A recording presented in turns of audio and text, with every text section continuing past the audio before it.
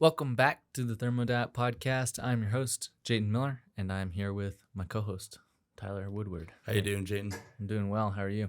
Good. Today's episode is brought to you by Cortigon, our stress relief supplement. Yeah. Whenever I first worked for the company, Cortigon was probably one of my favorite supplements. I don't think many people know that. Yeah, Cortigon is very dope. It's also one of Oom's oldest supplements, I believe. Yeah, I want to say it was our first supplement. Yeah, I think so too. If I'm not mistaken, yeah. That and then was it Redwood after? I think it was Cortigon, then Testrawex, and then Redwood came in somewhere following up with that. And so Cortigon fits pretty well into the theme of today's episode, which is talking about balance in life, balance in diet, and how to approach Thermo Diet with a balanced approach. Mm-hmm. So, what's balance look like to you? I mean, it's going to be different. So for me personally, my strategy is to basically make my home, like where I'm eating every day, let's say call it a sanctuary. So pretty much everything in my home is going to be 90+% thermo. That way it just makes it easy, and it's not like I'm perfect or anything, but it's like you set yourself up to make the best decisions without having to make hard decisions. Mm-hmm. You know, so it's like Jocko talks about it a lot, or people talk about it, where you only have like so much willpower. So if everything is an easy decision, you only have Haagen-Dazs ice cream, all thermo stuff in the house, it's makes it a lot easier. Yeah, definitely. Take as much effort out of it as possible. 100%. What about you? So I would say that I'm pretty thermo for the most part, especially like where I live. It's pretty thermo, at least for right now. With living situations changing the way that they are, it might be down a little bit from that, but for the most part, like, it's thermo. I would say that I'm usually probably anywhere like around 85-15, 90-10 thermo. Mm-hmm. I don't think that I'm ever 100% thermo. No. There's been times where I've been really, really close, but I would say that I've probably never been perfect. For instance, like when got coffee this morning, and instead of taking home a metal flask or a metal cup to fill up, I just went ahead and got their plastic cup. Like, yeah. I feel like a lot of people can be very extreme with it, but I don't think that that's very healthy in itself. No, I mean, at the end of the day, at some point, you're just going to stress yourself out more by trying to be that extra 1%, extra 5%. So personally, I like to get Chipotle once a week. Not something I like care to do religiously. It's just like sometimes it's easier to just not cook food. Mm-hmm. Don't have that much time, and time is a real thing. And that we talk about PUFAs a lot and the oxidative stress that occurs as a result. But it's easy to overlook the psychological aspect of many of these things. Mm-hmm. Definitely, yeah. I would say the same thing is probably true for jiu-jitsu. I know both of us practice that sport, and like it might be a little bit stressful on the body, but the psychological benefits that you get from that are, compounding, I would say. 100%. And same thing with skiing. I mean, I think there's a lot of benefits to being up at altitude and exercising, especially at the really high mountains, which is cool. But skiing and those type of long endurance, cardiovascular dominant work is probably not the best thing from a metabolic or thermo perspective. But if you enjoy it, if you love it, and it makes you happy, and that's the only type of exercise you're doing, especially, it's definitely the pros outweigh the cons, and that's where context is everything. Mm-hmm. Definitely, yeah. And I would say that, what you do most of the time is going to make up most of your results. Mm-hmm. Like, if you're thermo 80% of the time, then you're going to reap probably most of the benefits that you can reap with thermo for the most part. And the benefits become more and more marginal the closer you get to being perfect, I think. Absolutely. Like some of the stuff that we talk about, like, supplementing with methylene blue and making sure that you get sodium bicarbonate before you go work out and stuff like that. Like, those are very specific changes that you're going to notice only about like a 5 or 10% difference whenever you really come down to it. But, for someone like you or me who is very consistent about that, like, we can tell the difference between that 5 or 10%. But for someone who's just now being introduced to this stuff, like, take the main principles, like get rid of PUFAs, get rid of things like soy and estrogenics from your diet.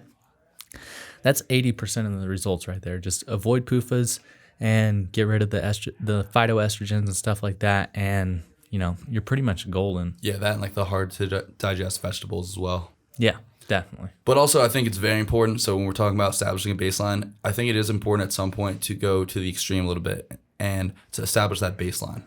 So like we are in the society, we're born into it, that every food we eat is fortified with iron, fortified with omega-3s or PUFAs, and we are very far from a natural food source, to say it like that. Like a lot of our things are synthetic, it's not real. Things have been added in, synthetic vitamins.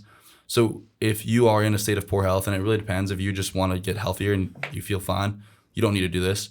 But if you are in a state of poor health, you're feeling sick, you don't have a lot of energy, blah, blah, blah, whatever, you need to figure out what's causing the issue.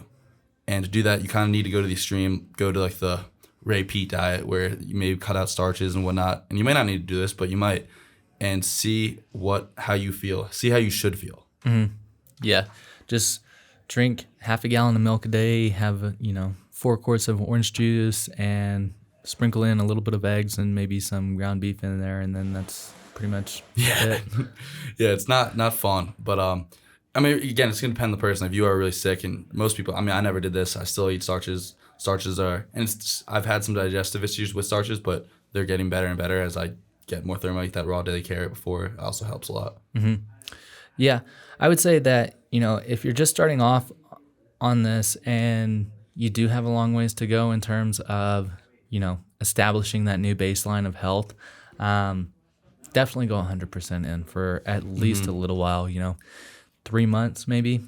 Yeah, I'm not even going to say it's going to be 100%, because if you can't go out to dinner, which is pretty hard to eat going out to dinner, because you're just going to stress yourself out more. We need that social benefit, and not everyone needs to be thermo. Not everyone cares about being thermo. So the ability to go out and have fun with your friends, go get dinner, and have that social relief, that camaraderie, whatever you want to call it, is going to be extremely beneficial. Mm-hmm, definitely. Of course, if that meal's going to wreck you, then you might second guess that. Yeah. But, picking a spot where you can get something that's pretty thermo and not going to mess you up is always an option. There's plenty of options out there. And always just make the best choices with what you have in front of you. Yeah, definitely. I feel like that's something that a lot of people,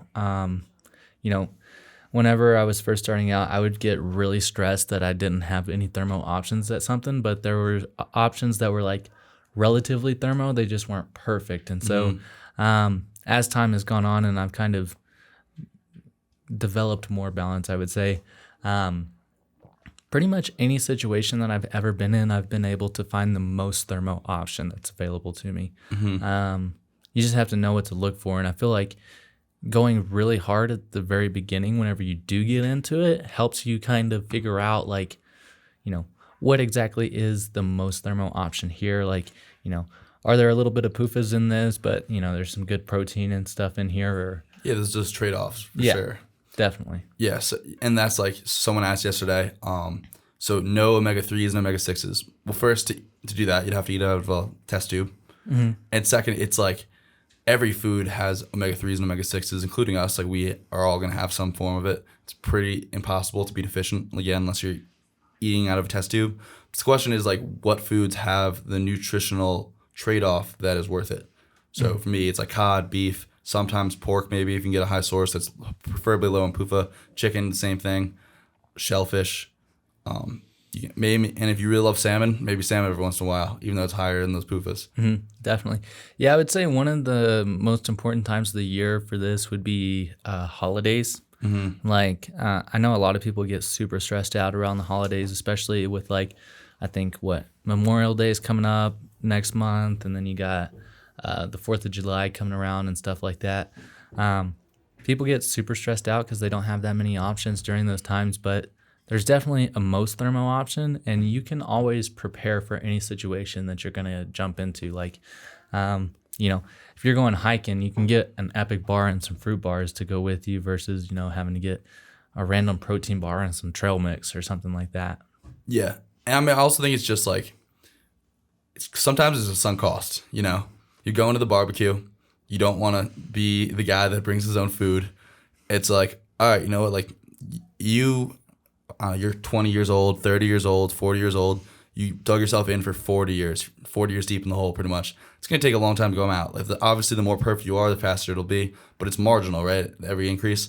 So it's like that hamburger and fries that's not grass-fed organic beef, like, is that going to make a difference? Probably not. And like Zach and I were talking about this last week, like, him and his girlfriend were getting like a non-perfectly thermo meal, and he was like, what is this going to give me, like 15 seconds more to live? Like, does that really matter? It's the big things over time that make the difference, and trying to be as perfect as you can without stressing yourself out is probably the most important thing you can do. Well, then also, like, what's the point of being healthy if you're not able to enjoy it with the people that you love and care about? Yeah, that's a very good point. And yeah, I mean, there's just some things like, I don't know, I like Chipotle, for example, or like ribs. I love ribs. It is impossible to get a good quality pork. Like, you don't pasteurize pork unless you're buying it from, like, what is it, White Oak Pastures? Wild Pastures. Wild Pastures. I think there's like White Oak Farms too. I think they're another brand. Okay. Unless you're ordering it online, it is impossible to get a non-corn and soy pork. But also, I mean, everything has its own benefits. So like a lot of people in the pro-metabolic community, including us a little bit, like will tell you like really focus on beef because it's the least polyunsaturated fat. Yeah, ruminant meat. Yeah. But chicken and birds, poultry are pretty high in taurine, and I forget what the other amino acid is that's not as found in higher quality in ruminants. Pork is pretty high in thiamine. It's one of the best sources in that.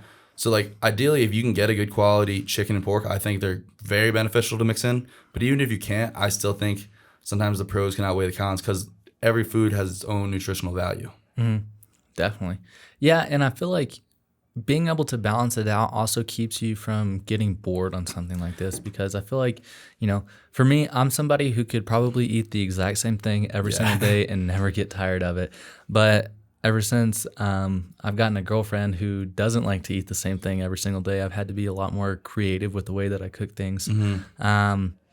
So, you know, keeping yourself from getting bored is going to be a goal as well. I mean, yeah, that's a huge thing. I mean, even if you're, let's say 55% thermo, as long as you're able to stick to that, and hopefully you can increase it over time and get more and more thermo, especially as you like, that's how my family did it. They're pretty thermo at this point.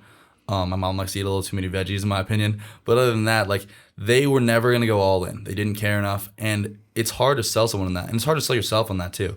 But like realistically, that whole 1 foot, one shovel in, one shovel out kind of thing, like no matter how perfect you are, if you're not going to stick to it, and this is the same thing with everything in life, with jiu-jitsu, with training, it doesn't matter how hard you go. So like it's a marathon, not a race. Absolutely, yeah.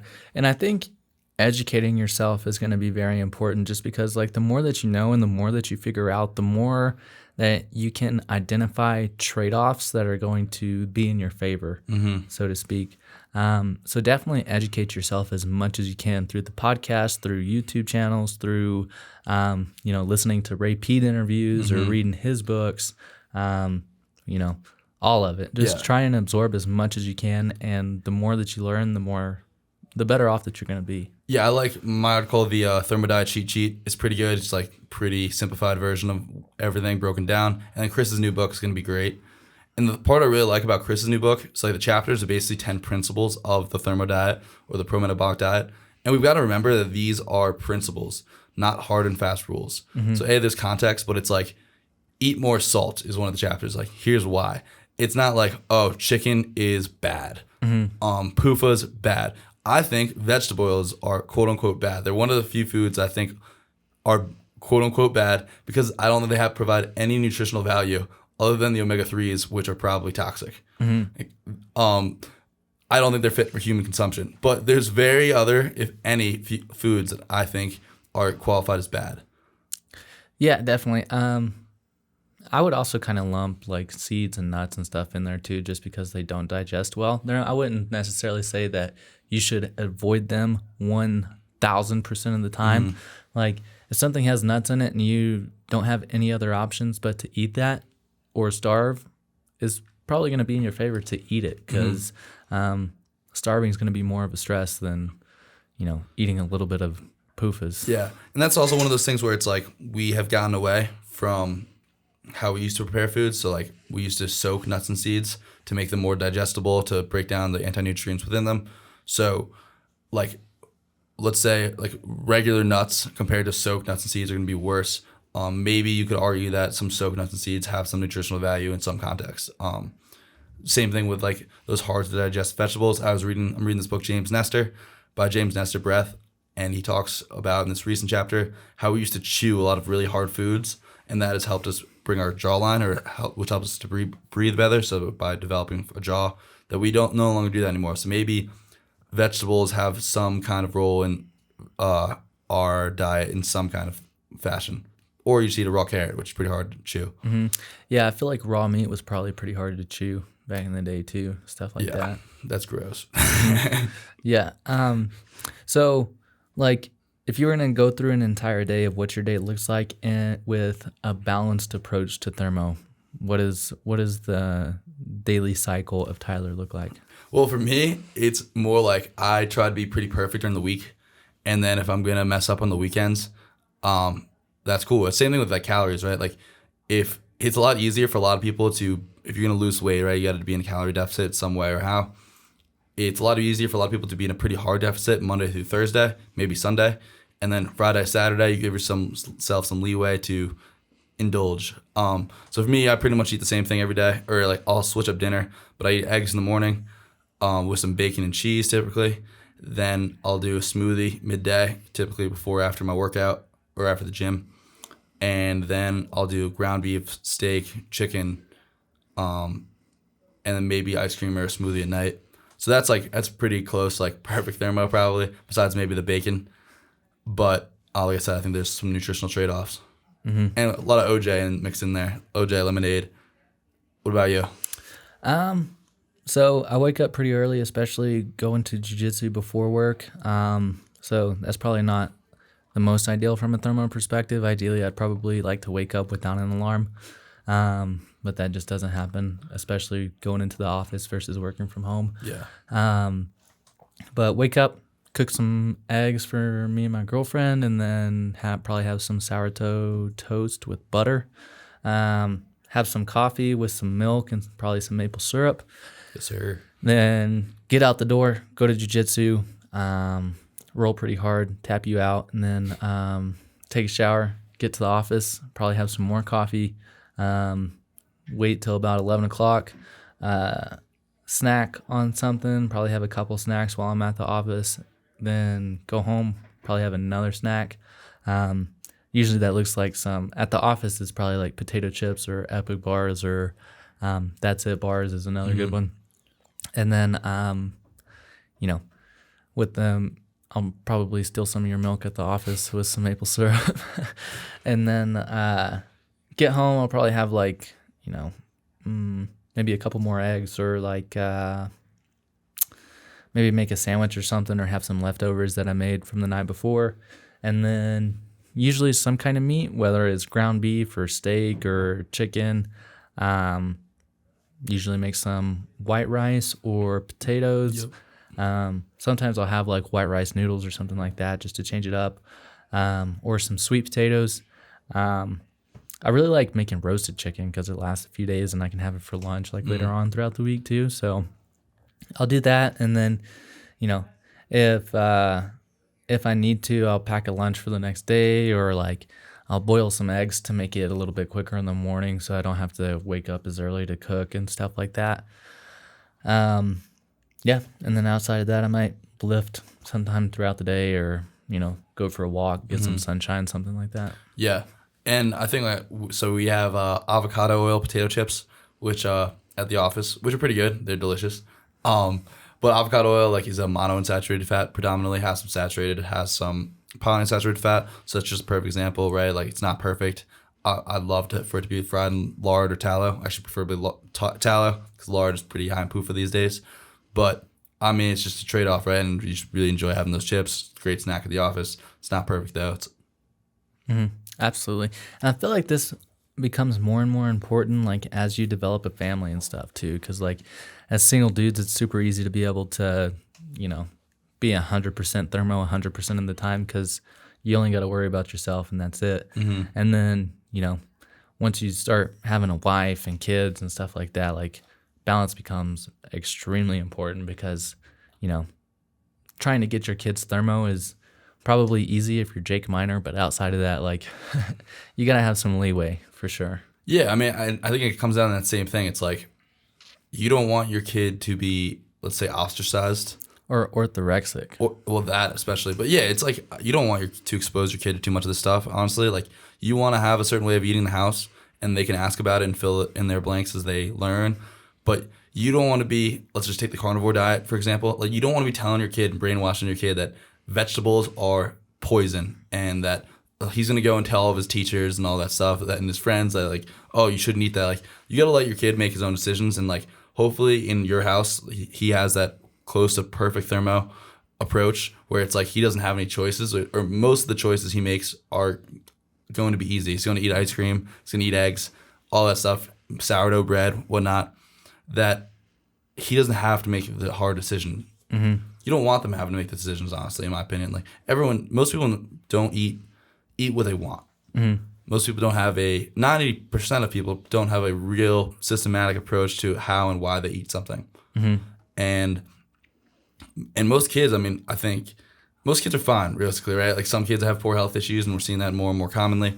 But if you can get your kid 80 to 90% thermo, they're going to be fine. If you can get them 100% thermo, like Jacob Miner, or what's his little son's name's Jacob, right? Yeah. That kid's going to be a beast. Probably mentioned like 315 in 8th grade. So it'll be cool seeing him grow up, and my kids will hopefully be pretty thermo. I'm sure yours will be as well. But, like, you don't want to, like, brainwash them. Yeah, absolutely.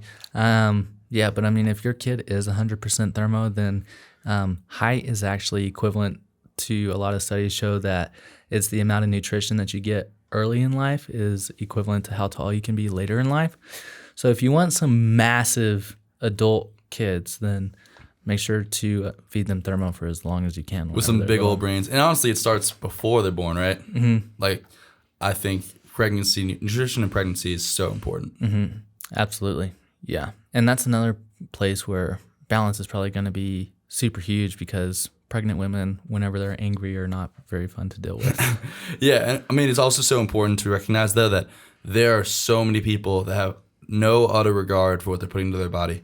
And I'm not going to say they're fine, but they're all right. You know, they're not dying left and right. There's no people lying in the streets just like, oh, I ate an iron fortified sandwich, just pass out. And so I got to take everything with a grain of salt. Like, we're going to be wrong now. We're going to be wrong in a couple of years. So do what makes sense to you. Integrate those things. Try and feel it out. Feel what works. Feel what doesn't work. And see how you can live your life around that. Yeah, absolutely. And, you know, one of the things that is going to make this easier is integrating as much thermo into your life as possible. So, you know, like, growing as much of your own food as possible. You know, going to the farmer's market and figuring out where your food's actually coming from is going to be good. You know, developing a relationship with the farmers in your area, if you're able to do that. Stuff like that, and integrating that in your life and building relationships with those kind of people is going to make it so much easier, especially for the long term, because you're going to have, like, a connection to a lot of it, which is nice. I think one of the cool things about getting thermo, and I've like been getting into plants and all that stuff as well, but, like, you're starting to have a connection with the things that you're putting into your body versus just going to the store and just, you know, buy groceries. It's just, it's less viewed as fuel and more like what you put into it is what you get out of it. And that's including your dollar as well. So, like, my mom started making her own sourdough. That's awesome. I'm going to bring it back to Colorado when I move back out of here after the summer, start making some gas sourdough. But like sourdough, like, you can choose how to make it. You can break down, like, the anti-nutrients. It's really an art, and it's cool. Like, a lot of people in Thermo Diet, like, you see Jake Miner post this crazy chef stuff. You see people start to take care of what they put into their body, and I think they start to enjoy cooking. I personally didn't enjoy cooking before. Now I'm starting to, like, all right, like, smoke some food, make some real good meat. And part of that's got to be because it's harder to make healthy, good food in Thermo Diet. Part of it's also because I think you really start to know what you're doing and start to enjoy it. Yes, and also we apologize for this background laughter. There's some people acting in the next room, so yeah. Jayton's gonna go choke them out after this, so it's all good. Yeah. I'll just do my best. Do you got anything else? No, I don't think so. I mean, whenever it comes down to it, you know, do whatever works best for you.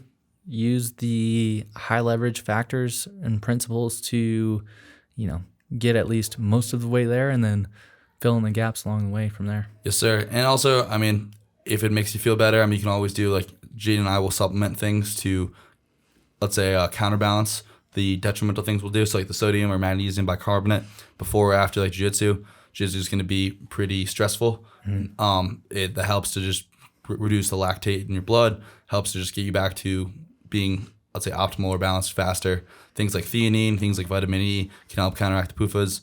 Vitamin K, all those things can be used to help, let's say, counteract some of the detrimental things you might do in your life, which you don't have to do that. Don't stress it out. You don't need to consume the aspirin or vitamin E or bring it to McDonald's when your friends are going out to get food.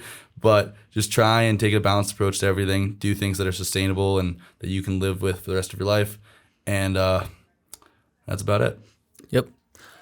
Thanks for listening, and we will talk to y'all next time. Peace.